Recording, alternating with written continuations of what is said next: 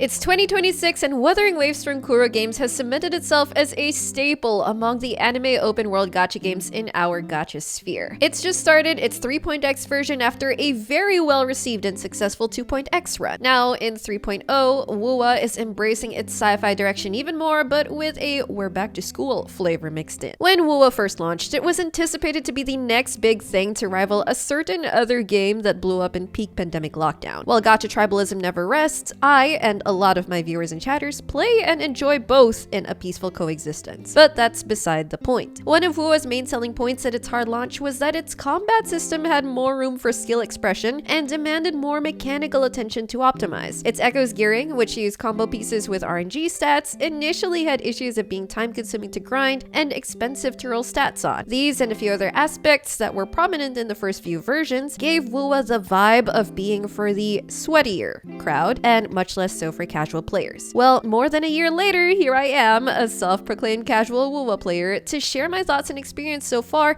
and whether I think casuals will have a good time here. Hey everyone, it's Sevy, and let's get into it. So I guess we should first properly establish what I mean when I say casual player, and the easiest way to do that would be to share how I play the game. I started playing Wuthering Waves about 4 to 5-ish months ago, August of 2025. I don't log in every day. I log in when I have time to, and when I want to. When I log in, I usually spend the time exploring the map and clearing out chests, and when there are main quests to play, I do those, but usually on stream. I occasionally do area quests to help with my exploration, but I haven't engaged in many companion quests. When it comes to combat, I barely spend time looking up guides on building and playing the characters. I skim through their skills, do their combat tutorials, check out what stats they scale on, but I don't often go further than that. I don't really attempt the Tower of Adversity unless the guidebook tells me to do so. I do the weekly combat roguelike when I remember to. In the same vein, I haven't tried any of the higher levels of the holograms, which are like bosses that you can repeatedly test your skills against. I try permanent events from time to time if I don't anticipate them to be time consuming. When it comes to character wishing, I base it off vibes, not meta. It doesn't matter all that much to me how well that character might fit into my current team or synergies with my current favorite character, but it's a bonus to me if they work well together. I'm also not free to play. I have swiped on banners, but I think in total I've spent between $200 to $400 so far in the 4 to 5 months I've been playing. If this sounds casual enough to you, or perhaps close to your casual playstyle, then yay, we're in alignment. And if your playstyle only shares some of these aspects, then hopefully my discussion can at least give some points of reference to what your experience might be. Personally, I think the most casual you can be at a baseline is just someone that doesn't have the FOMO mindset that happens when gacha's grip is a little too strong. But let me know in the comments what you think about that. Anyway, let's move on to how the experience has been. So perhaps the biggest concern about being a casual player that doesn't max all the content, how is the pull economy going? You can definitely be a casual player in terms of builds and combat while also being a sweaty player in Astrite maxing, like logging in every day, doing your dailies, clearing out chests and exploration, 100%ing, doing all the events. And so far, my viewers who consistently log in and max out content have told me very happily that they find Wuwa to be pretty generous in that regard. Not enough to pull on every banner phase and guarantee the featured 5-star, but enough to safely save up for their desired characters every 2 to 3 versions. And I think, even if you don't max out Tower of Adversity each time, you would definitely still have a substantial amount of pulls. From a few sources, I've found that each version ranges from 100 to 120 free-to-play pulls in most of the 2.x versions, with 2.0 and 3.0 going over 150 free-to-play pulls. For reference, Wuwa's gacha system is a 50-50 on the character banner with 80 hard pity, and a guarantee on the weapon banner at 80 hard pity. Now, the last character I pulled for was Frolova, and I pulled in the phase prior to her for Chisa, who I swiped for. I didn't swipe for Frolova. I farmed up my astrites from exploration, login events, permanent events, etc. And with luck, I was able to get her in her weapon. Now, obviously, if you don't log in every day or even avoid exploration, you will likely have to spend on banners depending on how frequently you pull, or when the characters you want come out. But that's the natural consequence of not spending as much time on the game. That's certainly my case as someone who skips login days. So, what about being casual in combat and builds? I was pleasantly surprised realized that a lot of open world stuff is very winnable even without full or optimized builds. I'm currently Union level 52, world rank 6, my characters are level 70 with skills level 6, my echoes are a mess, but I kill most normal echoes fairly easily and the difficult guys just take a bit longer. There are mini bosses that will take much longer because I'm shaving down their HP bit by bit, but it doesn't take long enough to be bothersome to me, especially when they're 50 levels above my characters. I expect a bit of a challenge. There was a time that I really felt underleveled because fights against even normal echoes took much longer than I liked. So that was my sign to start leveling and building my characters a bit more. And honestly, that can be a good indicator for you as well. If normal day-to-day tasks in-game take too long because killing mobs is hard, then your characters might just need a bit more power. Thankfully, I've reached a comfortable level with regards to my character's strength and the world's difficulty, where things that I feel should be challenging are challenging enough, but that could change when my world rank goes up later on, and my characters will once again need to catch up in strength. We'll see. When it does come to building, Wuwa has some good quality of life features that make it pretty convenient. There's the auto supplement that helps you synthesize materials and use them for leveling very easily. The tracker for plants to level up characters is very convenient, it just appears on the map. There's a suggest button for echoes, and there's even echo loadouts. There's ways to customize how you level echoes and unlock the stats. And Wuthering Waves has its own guide depot. Honestly, you can skim those if you need a bit of help rather than clicking off to a different app or website. But thankfully, Wuthering Waves doesn't demand you to have super well-built characters in order for you to get through most of its regular content, like story bosses, normal bosses, stamina domains, and general open world exploration. Okay, that's builds, but what about the combat gameplay itself that quickly made waves thanks to its high skill ceiling? At the very least, it's definitely good to pick up on Wuwa's dodging and parrying mechanics, as it will help you die less against bigger enemies and bosses. Then more often than not, the game will tell you how to play the character anyway. Each character has their own tutorial stage to teach you its basic attacks and combos. And in actual gameplay, the game will often highlight buttons to press at the right moment, whether it's their skill or liberation or heavy attack or F for toon break. Obviously, it'll be harder to clear Wuwa's endgame Tower of Adversity quickly or get all the rewards from it if you're not putting effort into improving your gameplay aside from your builds and teams, so just be aware of that. There are lots of other ways to get asteroids, but if you want to get each and every free-to-play asteroid, Tower of Adversity won't really reward you if you're casual combat-wise. Now, unless you're really good at reading and experimenting with characters' combat kits, it's likely that you won't intuitively be able to tell the absolute most optimized way to play a character without looking up references. Even then, I think you can still have a good time without doing so or being a so-called sweaty player because it's fun and it feels rewarding. The parries have weight, the dodges have a slowdown visual effect, and Wuwa makes their characters' animations look so gorgeous no matter what they're doing. Now let's talk about the story. At this point, it's pretty widely agreed by the community that Wuwa's 1.0 story is a really rough start. It shows slight improvements in the succeeding versions, with 1.3 story being well received in comparison, and the 2.x Renacita arc basically blowing the entire community away. If you don't mean to really get invested in Wuthering Waves story or lore, and just want interesting or entertaining narratives and dates with waifus, you're probably going to enjoy a lot of Wuthering Waves story 1.3 onwards. The Renacita arc was probably where they found their rhythm in high-quality cinematic cutscenes, fun dialogue, beautiful settings, and epic climaxes. Towards the end of the 2.x versions and leading into 3.0, though, it has become clear that the version main quest started prioritizing screen time for the current banner character over a continuous, well-paced, overarching storyline that dynamically integrates the region's entire cast. I honestly think that if you don't care all that much for the story, you probably won't even mind this or even notice. Each main story quest segment is entertaining. The protagonists are cute, and sometimes it feels like watching a movie instead of a click simulator. But if you're the type to get invested in a particular character or are in it for the long run, you might start feeling dissatisfied that older characters get continuously sidelined because they're not on the banner, while simultaneously dating each new banner character, explaining the player base's popular joke of calling the game Gathering Wives. Anyway, I've seen a wide variety of opinions about the Wuthering Waves main story from older and newer versions, so it might be quite a gamble how you'll feel about it yourself. But also, if you find that the story just isn't for you, yet you enjoy everything else in the game, they've generously